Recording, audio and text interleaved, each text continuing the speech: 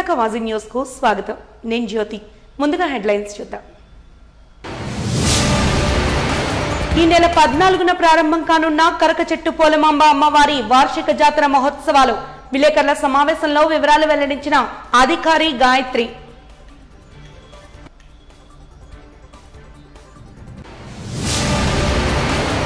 Steel plant కు cooking coal కొరతను సృష్టించిన స్టీల్ సీఎండీ అతుల్ భట్ ను వెంటనే తొలగించాలి. సిఐటియు రాష్ట్ర ప్రధాన కార్యదర్శి సిహెచ్ నరసింగారావు డిమాండ్. నేటి నుంచి ఈ నెల 25 వరకు పార్లమెంటరీ అసెంబ్లీ నియోజకవర్గాల్లో కొనసాగనున్న నామినేషన్ల ప్రక్రియ. జిల్లా కలెక్టరేట్ లో తొలి నామినేషన్ ను దాఖలు చేసిన ప్రజాశాంతి పార్టీ అధ్యక్షుడు కేఏ పాల్. ఇక వివరాల్లోకి వెళ్తే పెదవాల్తేరులోని శ్రీ కరకచెట్టు పోలమాంబ అమ్మవారి వార్షిక జాతర మహోత్సవాల సందర్భంగా ప్రధాన ఉత్సవం ఈ నెల 23న నిర్వహిస్తున్నట్టు ఆలయ ప్రధానాధికారి గాయత్రి తెలిపారు. ఈ మేరకు గురువారం ఏర్పాటు చేసిన మీడియా సమావేశంలో ఆమె మాట్లాడుతూ కరకచెట్టు పోలమాంబ అమ్మవారి దేవస్థానం శ్రీ అమ్మవారి వార్షిక జాతర మహోత్సవాలు ప్రతి సంవత్సరం చైత్రమాసంలో జరుపుతామన్నారు. తరువాత వచ్చే 2వ మంగళవారం రోజున ప్రధాన ఉత్సవం అని, దాంతోపాటు అమ్మవారి వార్షిక జాతర మహోత్సవాలు 30 రోజుల పాటు అతి వైభవంగా జరుగుతాయని తెలిపారు. కరకచెట్టు పోలమాంబ అమ్మవారికి జీడిపళ్ళ అమ్మవారుగా పేరుందని తెలిపారు. ఈ నెల 23న ప్రారంభమైన ఉత్సవాలు వచ్చే నెల 14 వరకు అత్యంత వైభవంగా జరుగుతాయని తెలిపారు. కరకచెట్టు పోలమాంబ అమ్మవారి చుట్టుపక్కల 14 గ్రామాల ప్రజలకు ఆరాధ్య దేవతని తెలియజేశారు. ఏప్రిల్ 14వ తారీఖు నుంచి మే 14వ తారీఖు వరకు జరగబడుతుంది. 14వ తారీఖు చాటింపుతో మొదలుకొని 14/5/2024న 4వ మంగళవారంతో ముగుస్తుంది. 22వ తారీఖున తొల్లెల్లు ఉత్సవం, 23వ తారీఖున అనుపు ఉత్సవం అంగరంగ వైభవంగా జరుగుతుంది. ఆ రోజున లక్షలాదిగా భక్తులు దేవస్థానానికి వచ్చే అవకాశం ఉంది. సో ఆ భక్తులకు ఎటువంటి అసౌకర్యం కలగకుండా క్యూ లైన్లు ఏర్పాటు చేయడం జరిగింది. ఉచిత దర్శనంతో పాటు మనం 50 రూపాయల టికెట్, 100 రూపాయల టికెట్ మరియు 500 రూపాయల టికెట్ కూడా ఏర్పాటు చేశాము. వికలాంగులకు, వృద్ధులకు, పాలిచ్చే తల్లుల కోసం ప్రత్యేకంగా క్యూ లైన్ కూడా ఏర్పాటు చేయడం జరిగింది. భక్తులకు ఎటువంటి అసౌకర్యం కలగకుండా షామియానాలు, పెండాల్స్ ఇవన్నీ వేయడం జరిగింది. అలాగే వాళ్ళకు కూడా వాటర్ సదుపాయం, మజ్జిగ, పాల ప్యాకెట్లు ఇవన్నీ కూడా మనం అందించడం జరుగుతుంది. 2 లక్షల పైగా భక్తులు వచ్చే అవకాశం ఉన్నందున వాళ్ళకి ఎండాకాలంలో ఎటువంటి అసౌకర్యం కలగకుండా ఎక్కడికక్కడ మనం క్లీనింగ్ కోసం జీవీఎంసీ వాళ్ళతో మాట్లాడి శానిటేషన్ సిబ్బందిని కూడా ఏర్పాటు చేయడం జరిగింది. అలాగే టెంపరీ టాయిలెట్లను కూడా ఏర్పాటు చేయడం జరుగుతుంది. గతసారి మాదిరిగానే మనకి కళ్యాణ మండపం సైడ్నే ఎంట్రన్స్ ఇవ్వడం జరిగింది. వాళ్ళు ఏయూ గ్రౌండ్స్లోకి వెళ్ళి అటు నుంచి ఎగ్జిట్ ఇచ్చాము. అలాగే పార్కింగ్ కూడా ఏయూ గ్రౌండ్స్ వాళ్ళ పర్మిషన్ తీసుకుని ఏయూ గ్రౌండ్స్లో పార్కింగ్ కూడా ఇవ్వడం జరిగింది. ఈ సంవత్సరం భక్తులకు ఎటువంటి సౌకర్యం కలగకుండా, అలాగే గ్రామస్తులకి లాస్ట్ ఇయర్ జరిగిన ఎటువంటి ఇబ్బంది లేకుండా వాళ్ళతో కూడా మనం మీటింగ్ పెట్టి మాట్లాడి వాళ్ళకి ఎలా శీఘ్రంగా దర్శనం అయ్యేటట్టుగా అన్ని చర్యలు తీసుకోవడం. ఉత్తరాంధ్ర అభివృద్ధిలో విశాఖపట్నం చాలా కీలకమని మంత్రి బొత్స సత్యనారాయణ అన్నారు. గత ప్రభుత్వం ఉత్తరాంధ్రను పట్టించుకోలేదని మండిపడ్డారు. గురువారం మీడియాతో ఈ సందర్భంగా లాసెన్స్బే కాలనీలోని ఎన్నికల ప్రచార కార్యాలయంలో ఆయన మాట్లాడుతూ ఉత్తరాంధ్ర అభివృద్ధికి కట్టుబడి ఉన్నామని తెలిపారు. విశాఖపై ఇచ్చిన హామీలన్నీ నెరవేరుస్తామన్నారు. విశాఖను ఎగ్జిక్యూటివ్ క్యాపిటల్ గా ప్రకటించామని తెలిపారు. కొన్ని కారణాలతో ఆలస్యమైందన్నారు. సీఎం జగన్ మాట తప్పని మనిషి అంటూ రాష్ట్ర ప్రజలందరికీ తెలుసన్నారు. చెప్పిన మాట మీద నిలబడటం కోసం ఎంత కష్టమైనా మాట నిలబెట్టుకుంటారని తెలిపారు. విశాఖ పరిపాలనా రాజధానికి సీఎం జగన్ కట్టుబడి ఉన్నారని స్పష్టం చేశారు. అసెంబ్లీ ఎన్నికల్లో మళ్లీ గెలిచిన తర్వాత విశాఖలోనే సీఎం ప్రమాణ స్వీకారం ఖచ్చితంగా ఉంటుందని తెలిపారు.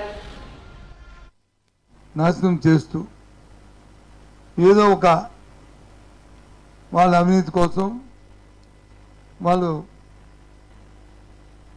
దోపిడీ కోసం అమరావతి అనేది ముందుకు తీసుకొచ్చి ఏ రకంగా చేశారో రాష్ట్ర ప్రజలందరికీ కూడా తెలుసు.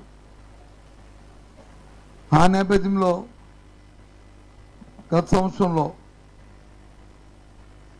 ఇక్కడ గ్లోబల్ ఇన్వెస్ట్మెంట్ పెట్టి, గ్లోబల్ సమ్మిట్ పెట్టి ముఖ్యమంత్రి గారు స్వయంగా వచ్చి పాల్గొని రాష్ట్రంలోనూ, దేశంలోనూ, ప్రపంచంలో ఉన్న అందరు ఇన్వెస్టర్లకి ఆయన రిక్వెస్ట్ చేసి విశాఖపట్నాన్ని ఎగ్జిక్యూటివ్ క్యాపిటల్ చేయబోతున్నాం, మా ప్రతిపాదన అవుతుంది, కానీ కొన్ని దుష్టశక్తుల తాలూకా కారణాల వల్ల, సాంకేతికమైన కారణాల వల్ల ఇప్పుడు కొద్దిగా ఆలస్యం అవుతుంది. కానీ నేను ఇక్కడి నుంచే పరిపాలన సాగిస్తాను, నేను కూడా ఇక్కడికే వస్తున్నానని చెప్పి ఇన్వెస్టర్లందరినీ కూడా రిక్వెస్ట్ చేయడం జరిగింది. ఆ విషయం మా అందరికీ తెలుసు. ఆయా సంస్థలు సుమారు 6 లక్షల మంది ఉద్యోగాలకి సుమారు 13,000 లక్షల కోట్ల రూపాయలు పెట్టుబడులను కూడా పెట్టడానికి కూడా ముందుకొచ్చిన నేపథ్యాన్ని మరీ ఒకసారి గుర్తు చేస్తున్నా. అవన్నిటిని ఎచ్చుకోవడానికి ఆ కార్యక్రమాలు చేయాలనే కృతజ్ఞతతోనే ఇవాళ ఉన్నామనే విషయాన్ని తెలియజేస్తున్నా. అంతేకాదు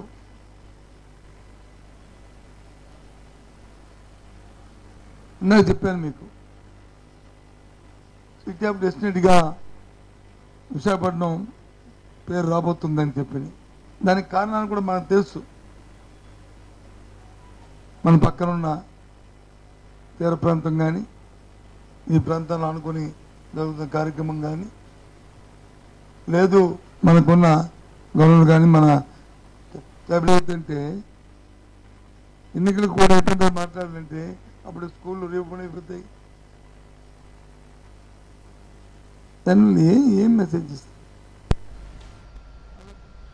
సమ్మర్ క్యాంప్ 2024 పోస్టర్ ఆవిష్కరణ నిర్వహణ కోసం బుక్స్ టు స్పోర్ట్స్ కిట్స్ పంపిణీ కార్యక్రమాన్ని డాబా గార్డెన్స్ అల్లూరు విజ్ఞాన కేంద్రంలో జరిగింది.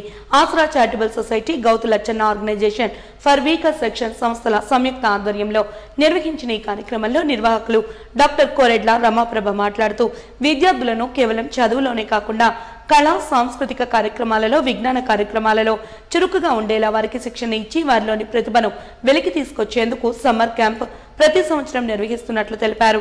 ఈసారి VCCI ఆధ్వర్యంలో మరింత వినూత్నంగా నిర్వహించేందుకు ప్రణాళిక రూపొందించామన్నారు. చిన్నారులు, తల్లిదండ్రులు ఈ అవకాశాన్ని సద్వినియోగం చేసుకోవాలని పిలుపునిచ్చారు. అనంతరం సంబంధిత పోస్టర్ను ఆవిష్కరించారు. దాదాపుగా 4,000 మంది చిన్నారులు ఈ కార్యక్రమంలో పాల్గొంటారని వెల్లడించారు. 105 సెంటర్లలో శిక్షణా కార్యక్రమం నిర్వహించనున్నట్లు తెలిపారు.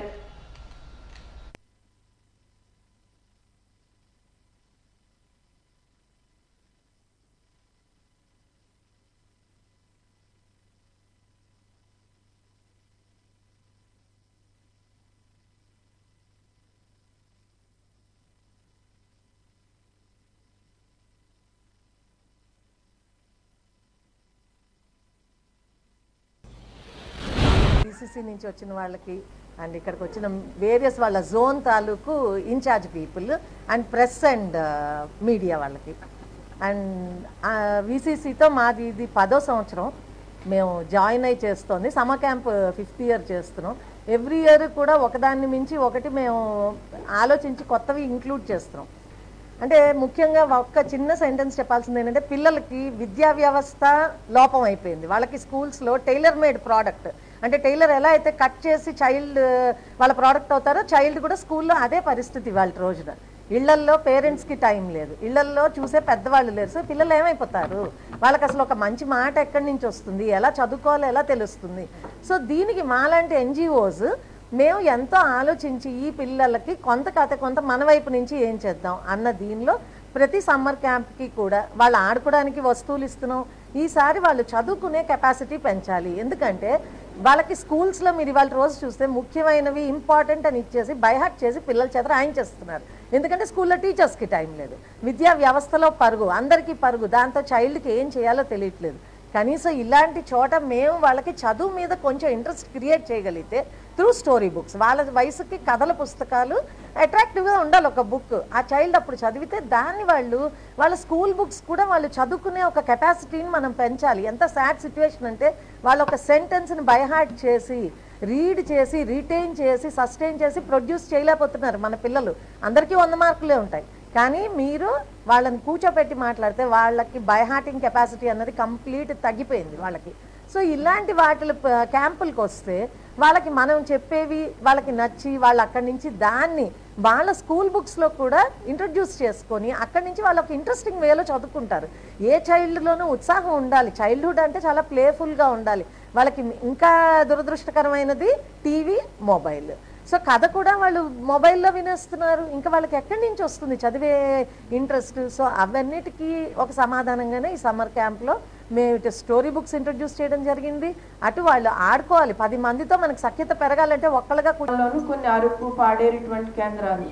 కాబట్టి వీళ్ళందరూ ఎక్కడైనా ప్రభుత్వమో లేకపోతే ప్రైవేట్ సంస్థలో నిర్వహించే సమ్మర్ క్యాంపులకి వెళ్ళి అక్కడ ఫీజులు కట్టి లేకపోతే పిల్లలను తీసుకెళ్లే తల్లిదండ్రులు కూడా ఉండరు. ఎందుకంటే వాళ్ళ తల్లిదండ్రులు పనులకు వెళ్ళిపోతారు, వీళ్ళు వేసవికాలం ఎక్కడంటే అక్కడ తిరుగుతూ టైం పాస్ చేస్తారు. కాబట్టి మనం నిర్వహించే ఈ సమ్మర్ క్యాంపులన్నీ కూడా నివాస ప్రాంతాల ఆధారంగా నిర్వహిస్తున్నాం. ఈ ప్రతి ఆ నివాస ప్రాంతానికి తల్లిదండ్రుల నుంచే ఒక ఆర్గనైజర్ వస్తారు. అలాగే పిల్లలు, పెద్ద పిల్లలు, ఇంటర్, డిగ్రీ చదివిన వాళ్ళు వాలంటీర్గా మానసిక స్థైర్యాన్ని పెంచుతాయి, మానసిక వికాసాన్ని కూడా పెంచుతాయి. అకాడమిక్స్ వేరు, ఇలాంటి యాక్టివిటీస్ వేరు. స్టీల్ ప్లాంట్కు కోకింగ్ కోల్ కొరతను సృష్టించిన స్టీల్ సీఎండీ అతుల్ భట్ను వెంటనే తొలగించాలని సిఐటియు రాష్ట్ర ప్రధాన కార్యదర్శి సిహెచ్ నరసింగారావు డిమాండ్ చేశారు. ఈ మేరకు గురువారం జగదాంబ జంక్షన్ సిఐటియు కార్యాలయంలో ఏర్పాటు చేసిన మీడియా సమావేశంలో ఆయన మాట్లాడారు. ఈ సందర్భంగా ఆయన మాట్లాడుతూ స్టీల్ ప్లాంట్ ఉత్పత్తి ప్రారంభించిన గత 33 ఏళ్లలో ఎన్నడూ లేని విధంగా ప్లాంట్లోని మొదటి విభాగమైన కోక్ ఓవెన్కు అవసరమైన కోక్ కోల్ను కొరతను యాజమాన్యం సృష్టించిందని ఆరోపించారు. స్టీల్ ప్లాంట్కు కోక్ ఓవెన్ డిపార్ట్మెంట్ లైఫ్ లాంటిదని, బ్యాటరీల నుండి ఉత్పత్తి అయ్యే కోక్ ద్వారా స్టీల్ ఉత్పత్తి అవుతుందని తెలిపారు. కోక్ ఓవెన్ నుండి ఉత్పత్తి అయ్యే గ్యాస్ ద్వారా విశాఖ స్టీల్ ప్లాంట్ అంతా నడుస్తుందని తెలియజేశారు. సమస్యని ఈరోజు ఎదుర్కొంటా ఉంది. ముడి ఖనిజం రాకపోవడం వల్ల ప్లాంట్ పూర్తిగా స్తంభించేటువంటి పరిస్థితి ఏర్పడింది. 33 సంవత్సరాల చరిత్రలో నేను ఎప్పుడూ వినలేదు. ప్లాంట్ యొక్క డిజైన్ కూడా ఆ రకంగా ఉంటుంది. నెల రోజుల ముందే మొత్తం ఖనిజం అంతా కూడా ఏ డిపార్ట్మెంట్కి ఆ డిపార్ట్మెంట్, అది ఐరన్ ఓర్ కానీ, కోక్ కానీ, కోకింగ్ కోల్ కానీ, మిగిలిన అన్ని రకాలైనటువంటి ముడి సరుకులు ముందే నిల్వ చేసి ఉంటాయి. కానీ ఈరోజు గత 5 రోజుల్లో వరుసగా కానీ చూసినట్లయితే బ్యాటరీస్ అనేటువంటిది కోకో అనేది ప్రథమ డిపార్ట్మెంట్, లైఫ్ లైన్ అంటాం. స్టీల్ ప్లాంట్కి అది లైఫ్ లైన్. అలాంటి దానిలో బ్యాటరీస్ పనిచేస్తే దానిలో వచ్చేటువంటి గ్యాసెస్ వల్ల మొత్తం ప్లాంట్ అంతా నడుస్తుంది. ఒక్క డిపార్ట్మెంట్ వల్ల ఆ డిపార్ట్మెంట్ తగ్గిపోవడం కాదు, మొత్తం ప్లాంట్ అంతా ఈరోజు ఆపరేషన్ ఆగిపోతుంది అని నేను కాదు, స్టీల్ ప్లాంట్ యాజమాన్యం గంగవరం పోర్టుకి ఇవ్వడం నందువల్ల నిన్న రాసినటువంటి లేఖ, ఈ లేఖ ప్రకారం మొత్తం స్టీల్ ప్లాంట్ ఆపరేషన్ మొత్తం ఆగిపోతున్నది అని చెప్పేసి స్టీల్ ప్లాంట్ యాజమాన్యం గంగవరం పోర్టుకు రాసింది. అంతకుముందే రోజు వాళ్ళు మాట్లాడుతున్నారు, రోజు కూడా తెలియజేస్తున్నారు. కలెక్టర్ తోటి కూడా సంబంధాలు ఉన్నాయి. ఇందులో మొదటి ముద్దాయి గంగవరం పోర్ట్. కావాలనే గంగవరం పోర్ట్లో 1.5 లక్షల షిప్పులో ఉంది, 30,000 టన్నులు యార్డ్లో ఉంది. కానీ విశాఖ గోడ పక్కనే, విశాఖ స్టీల్ ప్లాంట్కి గంగవరం పోర్ట్ గోడే హద్దు, కానీ యువతలకు మాత్రం ఇది రాలేదు. దానివల్ల ఈరోజు ఉత్పత్తి అనేటువంటిది దెబ్బతినడం. కోక్ ఓవెన్ అనేటువంటిది బ్యాటరీస్ కానీ దెబ్బతింటే మొత్తం దాన్ని మళ్ళీ రిపేర్ చేయడం 60 రోజులు కనీసం పడుతుంది. 60 రోజులు కనీసం పడుతుంది. విజయసాయి రెడ్డి ఎక్కడున్నా వైజాగ్ మీదే కన్ను అంటూ జిల్లా తెలుగుదేశం పార్టీ అధ్యక్షులు దక్షిణ నియోజకవర్గ ఇన్ఛార్జి గండి బాబ్జీ అన్నారు. గురువారం జిల్లా తెలుగుదేశం పార్టీ కార్యాలయంలో జరిగిన విలేకరుల సమావేశంలో బాబ్జీ మాట్లాడుతూ వాల్తేర్ క్లబ్ అనేది 1983లో విశాఖపట్నంలో ఏర్పాటైందన్నారు. విశాఖ రైల్వే ఉద్యోగులు, పోర్టు ఉద్యోగులు, ఇతర ఉద్యోగులు సభ్యులుగా కొనసాగుతున్నారని తెలిపారు. ఒక మంచి వాతావరణంలో ఈ క్లబ్ ఏర్పడిందని, 2019లో వైకాపా ప్రభుత్వం వచ్చిన కొద్ది రోజుల్లోనే విజయసాయి రెడ్డి కన్ను ఈ క్లబ్ పై వేశారని అన్నారు. అప్పటికే రుచికొండ, కార్తీక వనం, బే పార్కులు సొంతం చేసుకున్న ఈ వైకాపా బృందం వాల్తేరు క్లబ్ పై కూడా కన్ను వేసిందని, క్లబ్ నిర్వాహకులకు కూడా బెదిరింపులు చేసిన దాఖలాలు ఉన్నాయన్నారు. నెల్లూరులో ఎంపీగా పోటీ చేస్తూ వాల్తేరు క్లబ్ ప్రభుత్వ భూమి అని చెప్పి ఇప్పటికీ కూడా కొట్టేయాలని ప్రయత్నాలు చేస్తున్నారని ఆరోపించారు.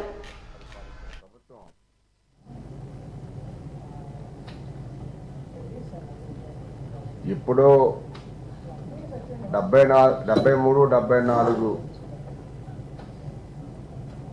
సవరణల ద్వారా ఆ రోజు భారతదేశం మొత్తం మీద మన పంచాయతీ వ్యవస్థకి 27 అధికారాలు ఇచ్చారు ఆ రోజు రాజీవ్ గాంధీ గారు. దాంతో చాలా ప్రాంతాలు, గ్రామీణ ప్రాంతాలు అప్పుడు డైరెక్ట్గా నేరుగా కొన్ని నిధులు పంచాయతీలకు వచ్చేవి. సెంట్రల్ గవర్నమెంట్ ద్వారా కాకుండా, స్టేట్ గవర్నమెంట్ ద్వారా కాకుండా ఆ నిధుల ద్వారా ఆ ప్రాంతాలు అభివృద్ధి చేసుకునేవారు. మీకు తెలుసు, మన దేశంలో 70% మంది వ్యవసాయం మీద ఆధారపడిన వాళ్ళే. వ్యవసాయం చేసుకుని జీవిస్తున్న కుటుంబాల నుంచి ఇప్పుడిప్పుడే అక్కడక్కడ చదువుకున్న కుటుంబాలు కొంతమంది బయటకు వచ్చి ఆ కుటుంబాలు కొంచెం బాగుపడుతున్న సమయంలో మన రాష్ట్రంలో ఈ ముఖ్యమంత్రి వచ్చినాక వ్యవసాయం లేదు, పంచాయతీలు లేవు, డోకరాలు లేవు. వీళ్ళందరి దగ్గర డబ్బులు తీసుకొని ఎంతసేపు బటన్ నొక్కడమే. అందువల్ల ఈ ప్రాంతాలన్నీ కూడా అభివృద్ధికి చాలా ఆమడ దూరం అయిపోయి రోడ్లు కూడా మనం తిరగలేని పరిస్థితికి వచ్చాయి. ఈవేళ మీరు లెక్కేసుకుంటే చోడవరంలో రోడ్డు, ఆ రోడ్డు మెయిన్ రోడ్లన్నీ పోయి, పెందుర్తిలో వేపకోట నుంచి మనం పినగాడి వరకు వెళ్ళలేం. ఎక్కడో గ్రామీణ ప్రాంతాల్లో కొన్ని రోడ్లు ఎక్కడైనా వేసుకుంటే వాళ్ళ మంత్రులు సొంత నియోజకవర్గాల్లో అక్కడక్కడ చిన్న చిన్న రోడ్లు వేసుకోవడం జరిగింది తప్పితే మిగతా రాష్ట్రం అంతా కూడా సుమారు 25,000 కిలోమీటర్ల రోడ్లు ఇప్పుడు రేపు మన ప్రభుత్వం వచ్చిందంటే వేయాల్సిన అవసరం ఉంది. ఇంత దారుణమైన వ్యవస్థని మనం ఎక్కడా చూడలే.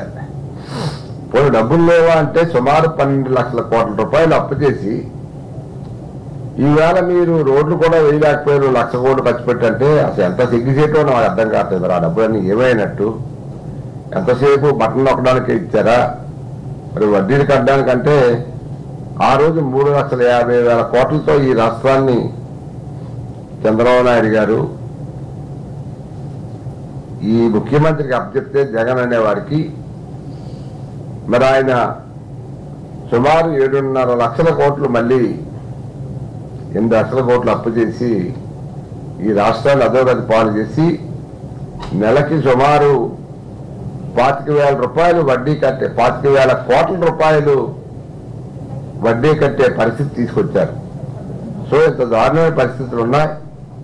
విశాఖలో ఈవేళ ఎన్నో భూములు అమ్మి మొత్తం ఈ గవర్నమెంట్కి కావాల్సిన బటన్ నొక్కడానికి కావాల్సిన డబ్బుని ఈ భూముల ద్వారా సంపాదించడమే కాకుండా వాళ్ళ టీము సొంతంగా మరి ఎక్కడ లేని భూముల్ని సొంతం చేసుకొని లెక్కేసుకుంటే రుచికొండ దగ్గర నుంచి గంగవరం పోర్టు కార్మికులకు నేడు కనీస వేతనాలు అమలు జరగకపోగా పలు రకాలైన వేధింపులు అధికమయ్యాయంటూ సిపిఐ రాష్ట్ర సహాయ కార్యదర్శి జేవి సత్యనారాయణమూర్తి ఆరోపించారు. ఈ మేరకు అల్లీపురం సిపిఐ కార్యాలయంలో విలేకరుల సమావేశాన్ని నిర్వహించారు. ఈ సందర్భంగా జేవి సత్యనారాయణమూర్తి మాట్లాడుతూ కుటుంబాన్ని సమాజంలో గౌరవంగా పోషించుకునేందుకు గౌరవ వేతనాలు ఇవ్వాలని అడుగుతుంటే కార్మికుల సమస్యలను పట్టించుకునే స్థితిలో గంగవరం పోర్టు యాజమాన్యం లేదంటే ఎంత తీవ్రంగా ఇక్కడ శ్రమ దోపిడీ జరుగుతోందో అర్థం చేసుకోవాల్సిన అవసరం ఉందని అన్నారు.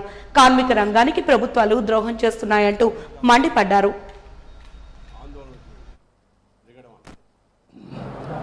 ఇక్కడ ప్రభుత్వంలో ఈ దేశ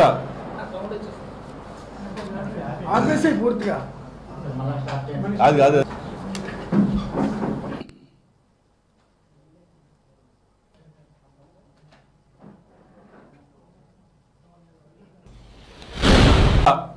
అదానీ గంగవరం పోర్టు,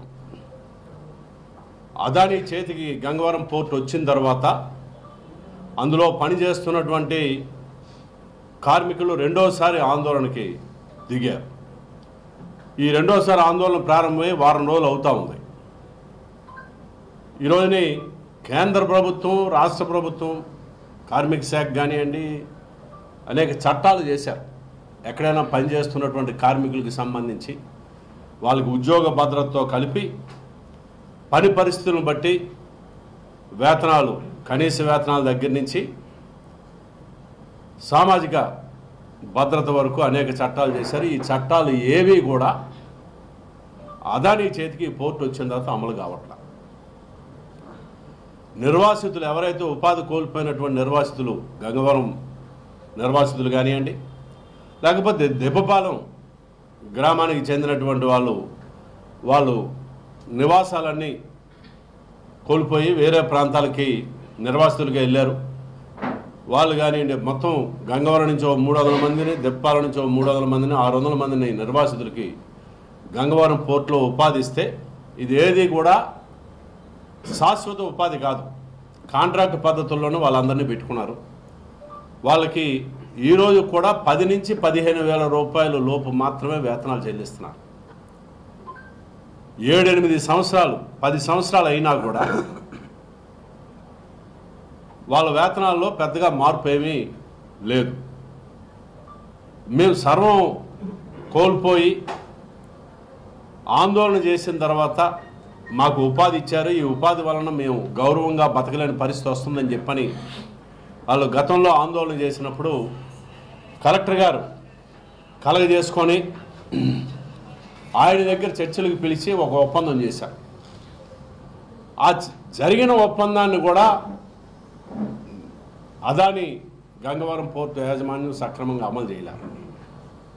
ఈరోజుని ఒకే రకమైనటువంటి పనులు చేసేటటువంటి వాళ్ళకి అదాని గంగవరం పోర్టు యాజమాన్యం నేరుగా పెట్టుకున్నటువంటి వాళ్ళకి, అదేవిధంగా జిపిఎస్ ఇటువంటి ఇతర సంస్థలు ఒక 2-3 సంస్థలు ఉన్నాయి, ఆ సంస్థలను తీసుకున్నటువంటి కార్మికులకి ఇద్దరూ ఒకే రకమైన పని చేసినా కూడా వేతనాల్లో తీవ్రమైన వ్యత్యాసం ఉంది. దాదాపు అదాని గంగవరం పోర్టు శాశ్వత ఉద్యోగి అదే రకమైన పని చేస్తే ₹1,00,000 దాకా వేతనం ఇస్తున్నారు. అదే పని యార్డ్లో, స్టాక్ యార్డ్లో చేస్తున్నటువంటి కార్మికుడికి ₹15,000 వేతనం ఇస్తున్నారు. ఇంకా అన్యాయమైంది ఏంటంటే లోకల్ ఏవైతే రైల్ ఇంజిన్ లోకో అంటారు, సాగర్ తీరంలో డ్రైనేజీ సమస్యలపై ఎన్నిసార్లు జీవీఎంసీ కమిషనర్ కు వినతి పత్రాన్ని అందించినా స్పందించడం లేదని బీజేపీ జిల్లా అధ్యక్షులు మేడపాటి రవీంద్ర అన్నారు. ఈ మేరకు లాసెన్స్ బే కాలనీ బీజేపీ పార్టీ కార్యాలయంలో నిర్వహించిన విలేకరుల సమావేశంలో ఆయన మాట్లాడారు. ఈ సందర్భంగా ఆయన మాట్లాడుతూ దాదాపుగా 44 తీర ప్రాంతాలలో డ్రైనేజీ వ్యవస్థ వలన ఇబ్బందులు ఏర్పడుతున్నాయని వెల్లడించారు. పర్యాటక రంగానికి పెద్దపీట వేసే కేంద్ర ప్రభుత్వం వీటిపై దృష్టి సారించాలని కోరారు. తగిన విధంగా చర్యలు చేపట్టాలని తెలిపారు. కార్పొరేట్ సంస్థలను భాగస్వామ్యం చేస్తూ ఈ కార్యక్రమాన్ని ముందుకు తీసుకెళ్లేందుకు వికసిత్ భారత్ ను రూపొందించామని తెలిపారు.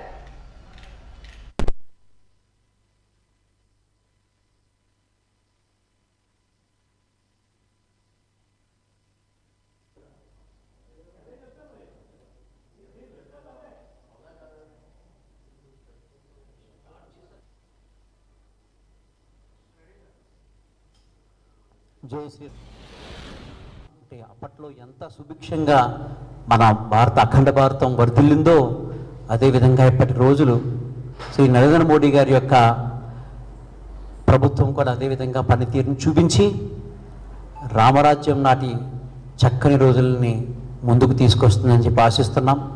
దానికి అనుకూలంగా వికసిత భారత్ సంకల్ప పత్ర అంటే మా తాలూకా భారతీయ జనతా పార్టీ మేనిఫెస్టో మీరందరూ గమనిస్తే కనుక రామరాజ్యాన్ని తలపించే విధంగానే అందులో అన్ని అంశాలు కూడా తీర్చిదిద్దబడి ఉన్నాయి.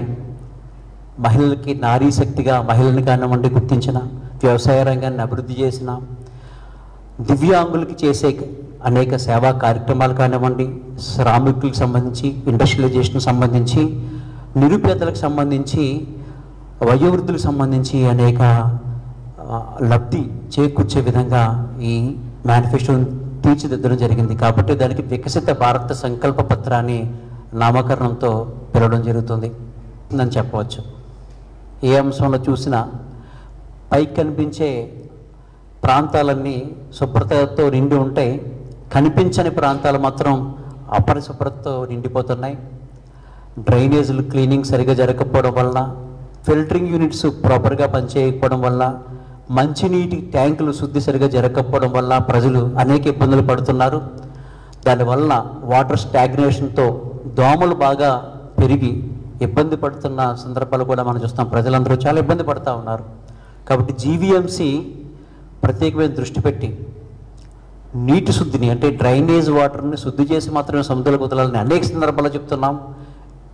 అప్పుగర ప్రాంతానికి వెళ్ళి చూడండి, ఆ రోడ్డుపై అంతా కూడా దుర్గంధాన్ని వెదజల్లుతుంది. అక్కడ ఫిల్టరింగ్ యూనిట్, అనేక ప్రాంతాల్లో నేరుగా గడ్డలు సముద్రంలో కలుస్తూ ఉన్నాయి. సాగర్ తీరం, సాగర్ నగర్లో చక్కని వాతావరణంలో అక్కడ కొబ్బరి చెట్లు నాటి పార్క్ డెవలప్ చేస్తూ ఉంటే ఆ పక్కనే అతిపెద్ద గడ్డ నేరుగా సముద్రంలో కలుస్తూ ఉంది. ఇలాంటి అనేక సార్వత్రిక ఎన్నికల సమరంలో భాగంగా ఏపీలో లోక్సభ, శాసనసభ ఎన్నికలకు కేంద్ర ఎన్నికల సంఘం నోటిఫికేషన్ విడుదల చేసింది. నేటి నుంచి ఈ నెల 25 వరకు పార్లమెంటరీ, అసెంబ్లీ నియోజకవర్గాల్లో నామినేషన్ల ప్రక్రియ కొనసాగనుంది. ఈ నేపథ్యంలో నేడు రాష్ట్రంలో ప్రధాన పార్టీలు, ఇతర పార్టీల అభ్యర్థులు నామినేషన్ వేసేందుకు సిద్ధమయ్యారు. ఈ క్రమంలోనే ప్రజాశాంతి పార్టీ అధ్యక్షుడు కె పాల్ కూడా నేడు నామపత్రాలు దాఖలు చేశారు. విశాఖ ఎంపీగా, గాజువాక నియోజకవర్గం నుంచి ఎమ్మెల్యేగా తాను పోటీ చేస్తున్నట్లు కె పాల్ ఈ సందర్భంగా తెలిపారు. ఈ 2 స్థానాలకు నేడు నామినేషన్ దాఖలు చేశామని చెప్పారు. తాను పార్లమెంట్ సభ్యునిగా గెలిస్తే స్టీల్ ప్లాంట్ ప్రైవేటీకరణను ఆపడానికి ప్రయత్నిస్తానని హామీ ఇచ్చారు. ఇక గాజువాక నుంచి ఎమ్మెల్యేగా ఎన్నికైతే ఆంధ్రప్రదేశ్ రాష్ట్ర సమస్యలను పరిష్కరిస్తానని తెలిపారు. ఈ ఎన్నికల్లో ప్రజాశాంతి పార్టీని గెలిపించాలని ప్రజలకు విజ్ఞప్తి చేశారు. తమ పార్టీ టికెట్ల కోసం 3000 మంది అభ్యర్థులు దరఖాస్తు చేసుకున్నారని, అందులో అర్హులైన వారిని ఎంపిక చేస్తామని తెలిపారు.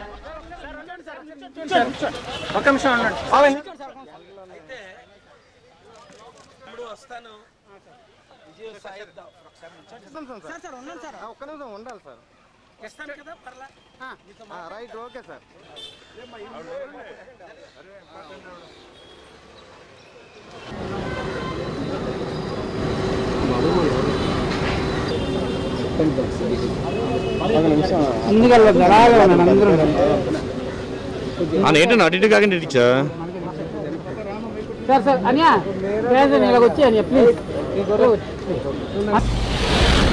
పట్నం పార్లమెంటు అభ్యర్థిగా నామినేషన్ ప్రజాశాంతి పార్టీ తరపున వేశాను.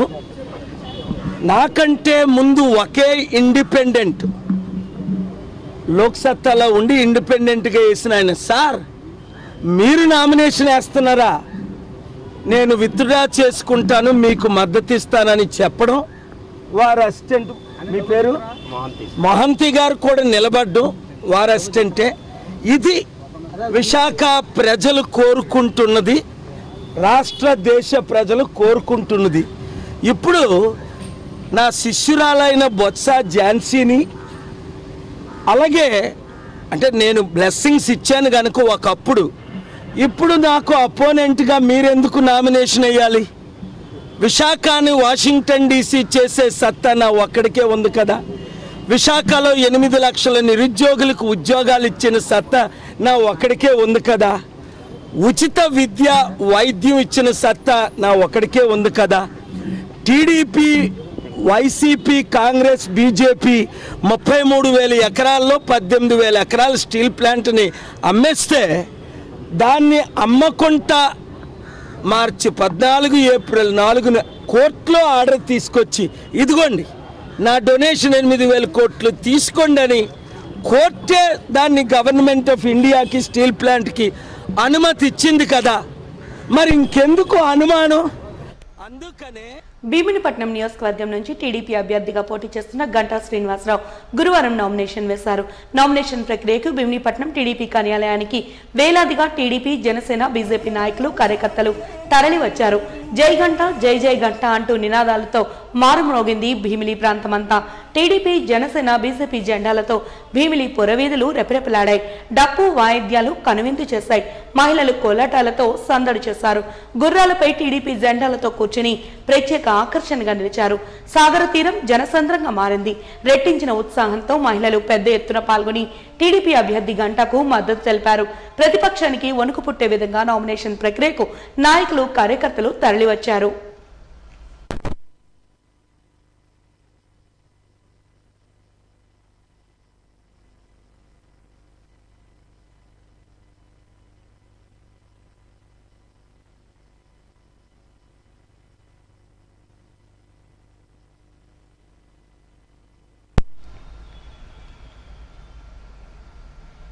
వాజీ న్యూస్ ముగించే ముందు హెడ్లైన్స్ మరొకసారి చూద్దాం. ఈ నెల 14న ప్రారంభం కానున్న కరక చెట్టు పోలమాంబ అమ్మవారి వార్షిక జాతర మహోత్సవంలో విలేకరుల సమావేశంలో వివరాలు వెల్లడించిన అధికారి గాయత్రి.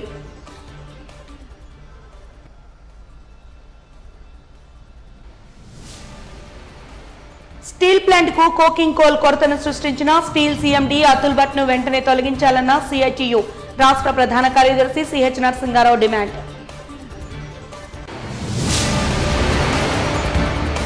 నేటి నుంచి ఈ నెల 25 వరకు పార్లమెంటరీ అసెంబ్లీ నియోజకవర్గాల్లో కొనసాగనున్న నామినేషన్ల ప్రక్రియ. జిల్లా కలెక్టరేట్ లో నామినేషన్ దాఖలు చేసిన ప్రజాశాంతి పార్టీ అధ్యక్షుడు కేఏ పాల్. వాజీ న్యూస్ ఇంతటితో సమాప్తం. నమస్కారం.